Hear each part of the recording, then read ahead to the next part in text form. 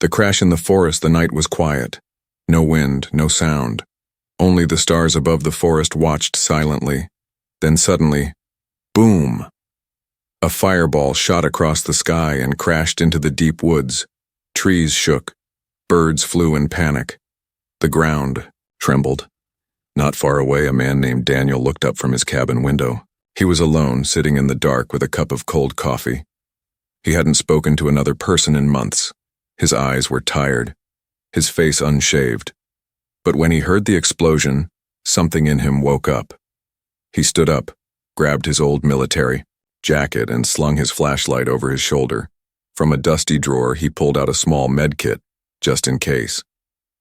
The forest was thick and silent again, but smoke rose between the trees. Daniel followed the trail. Meanwhile, in the smoking wreckage of a silver alien pod, a figure crawled out. She was hurt, badly. Her right arm was bent the wrong way. Her skin, pale and glowing slightly blue, was covered in blood and dust. Her long silver hair clung to her face. Her name was Alira, a scout from a distant planet. Her mission was peaceful, but her ship had been hit. She had crash-landed. And now, she was alone on a strange world. She took a step forward and collapsed. Back in the woods, Daniel found the crash site. The ship was half buried in trees, metal still hot and hissing. He moved carefully. His boots crunched broken branches. His heart pounded. Then he saw her. At first he thought it was a child lying there, but as he got closer, he saw she was not human. Her skin shimmered like moonlight. Her arm looked broken. Her breathing was weak. Daniel knelt beside her. She suddenly opened her eyes, bright silver and full of fear. She reached for a hidden blade on her belt and pointed it at him with shaking fingers. Daniel raised his hands slowly. "I'm not your enemy," he said softly. "You're hurt. Let me help." She stared at him, breathing fast. "I can fix your arm," he said. "But not here. It's too cold, too dangerous." She didn't answer, but her hand dropped the blade. She was losing consciousness. Daniel carefully lifted her into his arms. She was light, fragile, burning with fever. Back at the cabin, he laid her on the couch. Her skin felt too hot. He gently cut open her sleeve and saw the broken bone. It was bad, but not impossible to fix. Daniel had seen worse during his time in war. "I need you to stay still," he whispered, not sure if she understood. He worked fast, cleaned the wound, aligned the bone, wrapped her arm with care. She didn't scream, just bit her lip and stared at the ceiling. Then, when it was done, she closed her eyes again and slept. Daniel sat across the room watching her. That night, it rained hard. Thunder rolled across the sky. The storm outside was wild, but inside, the cabin was quiet. Daniel stayed awake. His hand rested near his old weapon, but his eyes were on her, this strange woman, this alien girl. Why had she crashed here? Was she dangerous? Was someone looking for her? And yet, something in her face reminded him of the past, of the time when he used to protect others, when he still had something to fight for. He looked at her sleeping, her chest rising and falling slowly. She looked peaceful now, vulnerable, not a soldier, not a threat, just someone broken, like him. He whispered into the night, "Who are you?" Outside, the forest stayed quiet, but far in the distance, someone else had seen the crash. A shadow moved in the trees, and the hunt had already begun. The girl with silver eyes. The morning came slowly. The rain had stopped, but the ground outside Daniel's cabin was soaked with mud. Steam rose from the trees as sunlight touched the forest. Birds began to sing again. Inside the cabin, Alira opened her eyes. Her vision was blurry. The room around her was strange.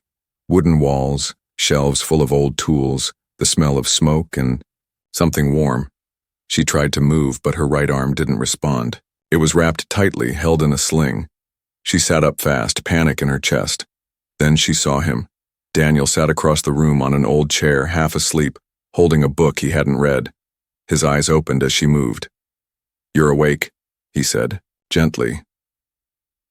Alira didn't understand the words, but his voice was calm. Her silver eyes watched him carefully. She didn't speak.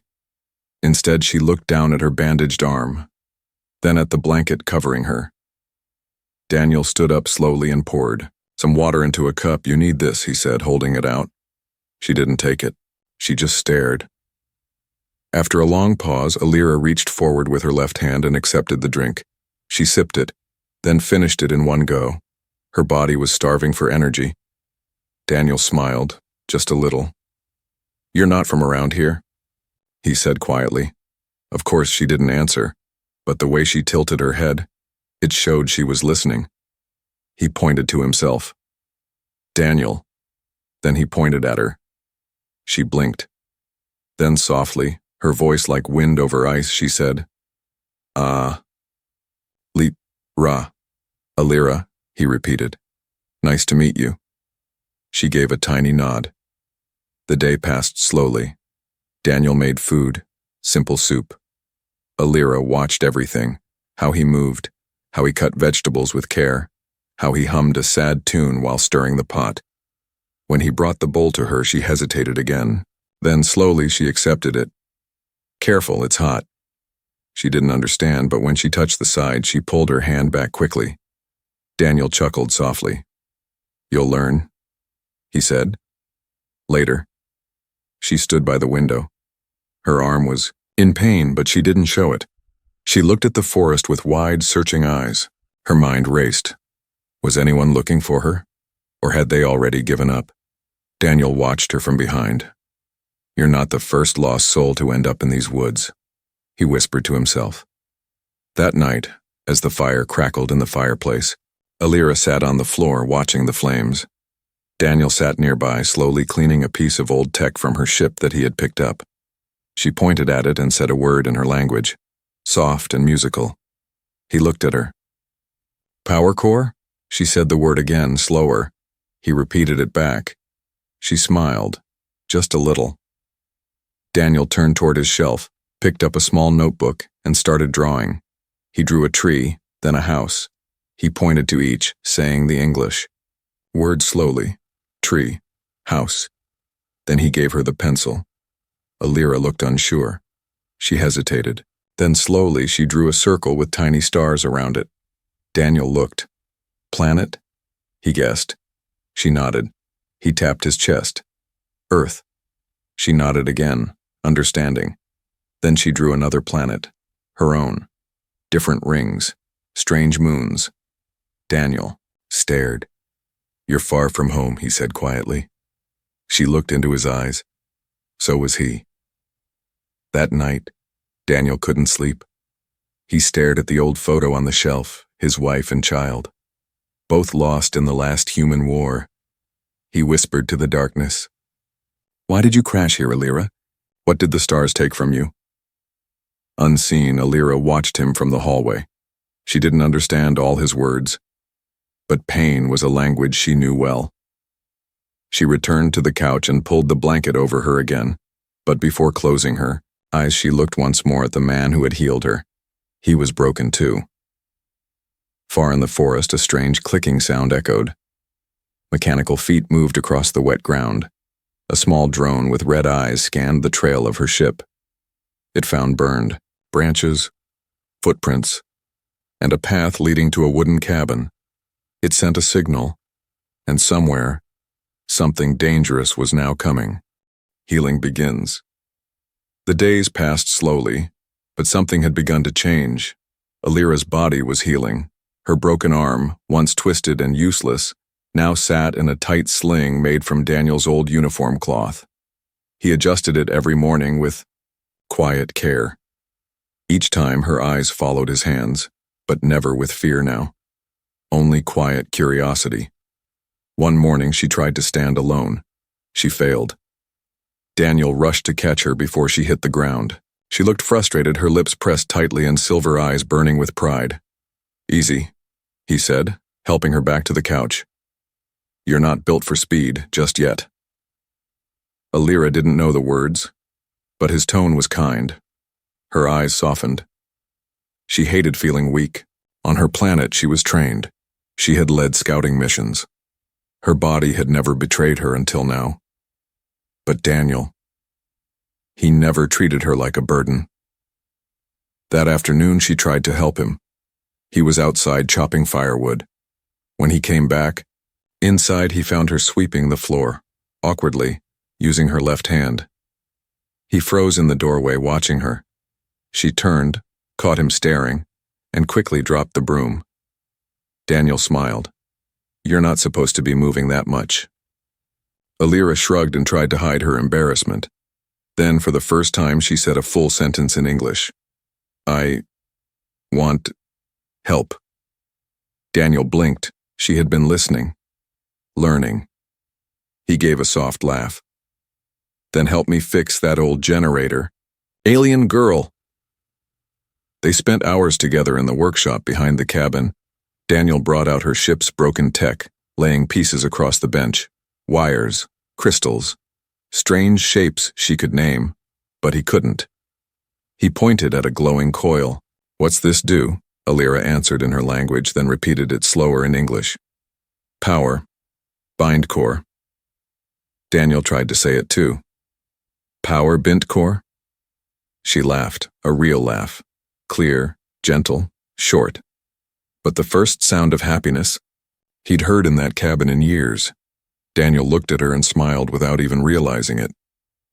That night they sat beside the fire again. She held the same coil between her fingers, eyes reflecting the firelight. Daniel leaned back, arms folded. "You laugh like my daughter did," he said, staring into the flames. "Same sound. I used to hear it every day." Alira looked at him. He rarely spoke much, but tonight something in him opened. "She died. A long time ago. With her mother. During the raids." He tapped his chest. "That's when I became empty." Alira didn't know all his words, but one she did understand clearly.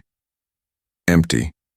She slowly reached out and gently placed the glowing coil in his hand, then softly whispered, "No, you are not." The room went quiet.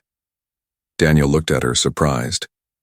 The look on her face wasn't just sympathy, it was connection, understanding. As if she carried the same hole inside her. She did. Far away, in the night forest, 3 figures moved silently. All wore dark armor and strange goggles. Their voices were mechanical, cold. One held a scanner. "The target's heat signature ends here." Cabin confirmed. Human presence detected. Another loaded a weapon. "She's alive. That changes nothing." They moved closer to the cabin, step by step through mud and leaves. Back in the cabin, Alira stared out the window. Something felt wrong. A chill moved through her. She looked at Daniel and spoke one word from her own tongue. He didn't understand, but he knew a warning when he saw it in someone's eyes. He grabbed the rifle from the wall. The weapon was old, but it worked. "Stay inside," he said. "If someone's out there, they're not here to help." Alira reached for her broken arm, clenching her jaw. "I fight too," she said in broken English. Daniel shook his head. Not with one arm. She looked into his eyes, fierce, angry, alive. "I fight and still." Outside, the mercenaries raised their weapons and approached the porch. But they had no idea what waited for them inside. Danger in the woods. The wind stopped. The night outside Daniel's cabin was too quiet, unnaturally quiet. Even the birds had gone silent. Inside, Daniel checked the windows. Alira stood behind him, tense, her good hand gripping the edge of the table. Her silver eyes scanned every shadow. Then, crack, a dry branch snapped outside. Daniel froze. He turned off the lights inside.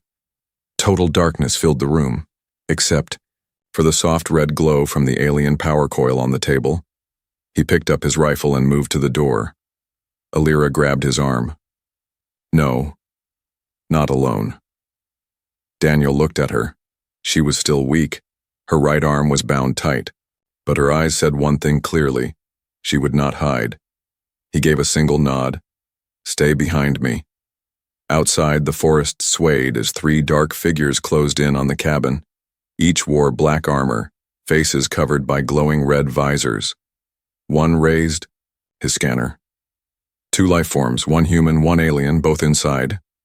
Orders? Asked another. Capture the alien girl. Kill the human if he resists. They moved forward. Inside, Daniel crouched near the door, rifle aimed. He whispered, I used to protect people. I thought those days were over. Alira knelt beside him, grabbing a broken piece of her ship, a metal shard shaped like a blade. She clutched it in her left hand like it was a sword. She whispered, I protect you now. Daniel gave a half smile. Looks like we protect each other. Suddenly, bang! The front window shattered. A flash grenade rolled in. Daniel yelled, Cover your eyes. Too late. A white explosion of light filled the cabin. Daniel fell back, blinded. Alira screamed but didn't run. Through blurred vision, she saw a shadow entering. The first mercenary kicked open the door. Alira launched herself forward, slamming the metal shard into his side. He grunted and staggered back, but raised his blaster to shoot. A gunshot cracked. The air. Daniel, still on one knee, had fired blind but hit his target. The mercenary fell to the ground, helmet sparking. The second attacker burst in and tackled Daniel. The rifle flew across the room. Alira ran toward them, but the third enemy grabbed her from behind, yanking her injured arm. She screamed in pain. But Daniel, even pinned down, saw her face, and something in him snapped. With a roar, he headbutted the soldier above him, then slammed his fist into the side of the helmet. He rolled, grabbed the alien shard from the floor, and drove it into the side of the man's suit. Electric sparks flew. The mercenary dropped. Alira struggled against the last one. He dragged her toward the door, speaking in his alien tongue. You're royal property. You'll be punished for running. Alira shouted back in her own language. I am no one's property. She bit his arm, hard. He screamed, and that was enough time for Daniel to grab his rifle. Crack! The final shot echoed through the cabin. The last mercenary dropped to the floor. Alira collapsed to her knees. Silence returned. Smoke filled the room. Sparks flickered from broken gear. Blood stained the wood floor. Daniel limped over and knelt beside Alira. You okay? He asked, breathing hard. She looked up at him, her face pale with pain. Arm hurts, but I live. Daniel smiled tiredly. You're tougher than you look. She looked at the fallen enemies. They know where I am now. More will come. Daniel nodded. Then we need to prepare. We're not running. Alira's voice turned strong. Then we fight. Outside the forest, a new signal was already being sent to orbit. More ships. More danger. But inside that quiet cabin, a strange new team had formed. A broken soldier and a hunted alien girl, now fighting as one. Her secret past. The fire crackled in the broken cabin. Blood had dried on the wooden floor. The bodies of the three mercenaries lay outside, half covered with leaves. Daniel had dragged them out before sunrise. He didn't say much after the fight.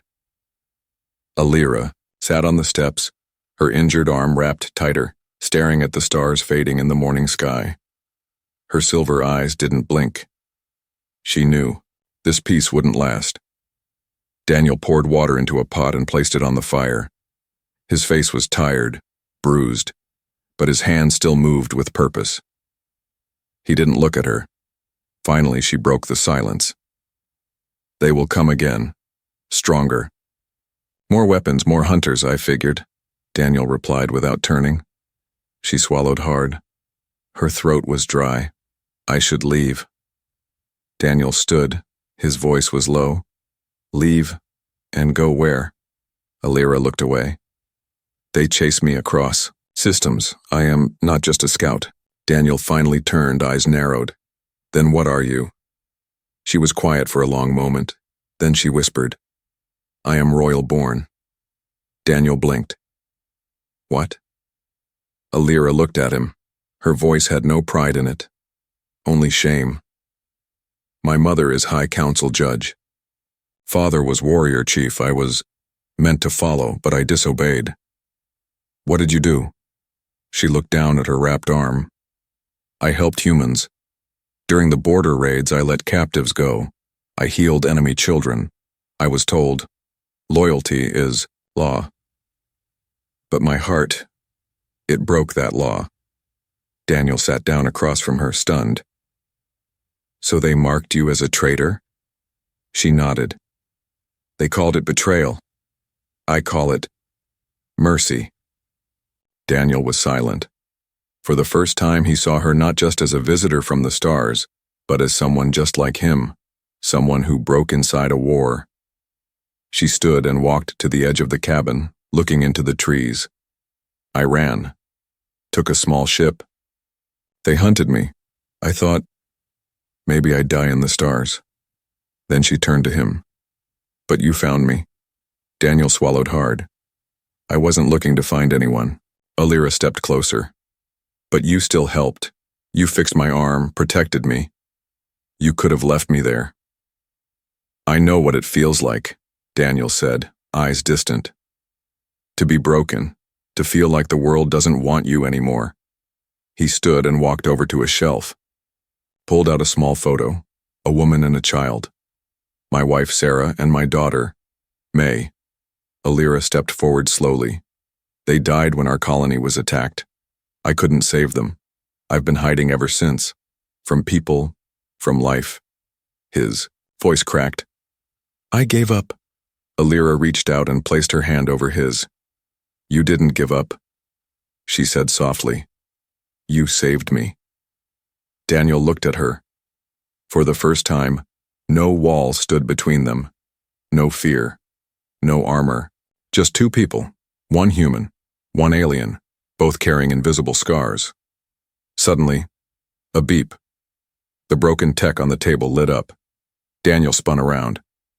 Is that your ship's signal? Alira's face turned serious. That's not mine. She ran to the device and pressed something on its panel. A hologram blinked to life. A red symbol flashed. A bounty mark. Her image. Her face. Her name. Wanted. Alive. Reward. 1,000 credits.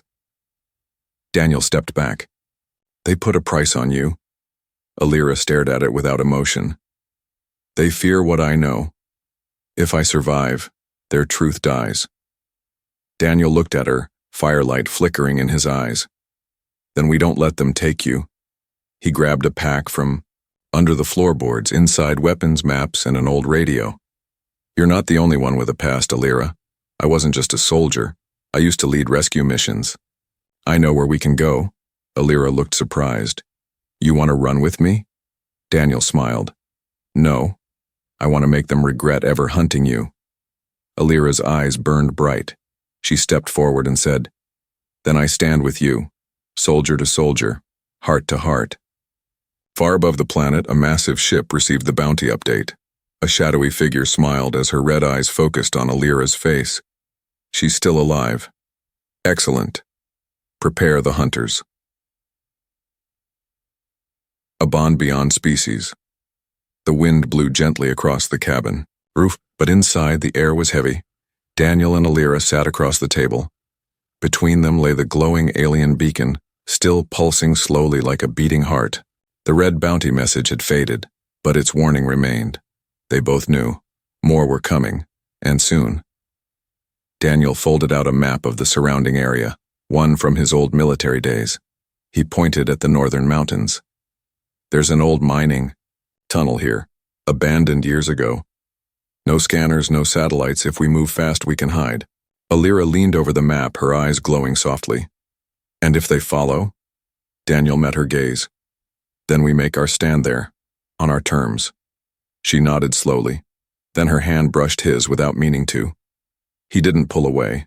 For a long second, they just sat in silence, human and alien, both marked by past wars, both planning a future together. As the sun rose, they prepared. Daniel packed supplies, dried food, tools, and weapons. His movements were fast, efficient. Soldier instincts, long buried, returned with every step. Alira, with one arm still weak, loaded her broken ship's energy cell into a small power pack. She spoke softly to the metal like it was alive. "One last spark. Please work." Daniel looked over, watching her speak her native tongue with such focus. He smiled. "You know, I used to think aliens were just stories, monsters, enemies." Alira raised an eyebrow. "And now?" He paused. "Now I think one of them saved me." She blushed faintly, a soft silver tint to her cheeks. Later that evening, as they sat by the fire one last time, Daniel pulled out a thin necklace. A charm dangled at the end, a simple silver ring. "My daughter made this for me. I've kept it through every battle, every loss." He handed it to Alira. She stared. "Why give me this?" Daniel answered. "Because you've earned it. Not just my trust, but something more." Alira held the ring carefully. "On my world, this means bond. Not blood, not war, but heart." She placed the charm around her neck, then softly said, "My heart now walks with yours." The night was quiet, too quiet. But the stillness wasn't fear. It was understanding. They sat close side by side, watching the last fire before the journey. Daniel whispered, "You're not just some royal alien, Alira. You're more human than most people I've ever met." She smiled. "And you are not just a man, you are protector, healer, home." Suddenly, a sharp buzzing. The beacon lit up red again. Alira jumped. "They've landed, nearby." Daniel stood fast, grabbing his gear. "Time to go." They moved, quickly. Daniel carried most supplies.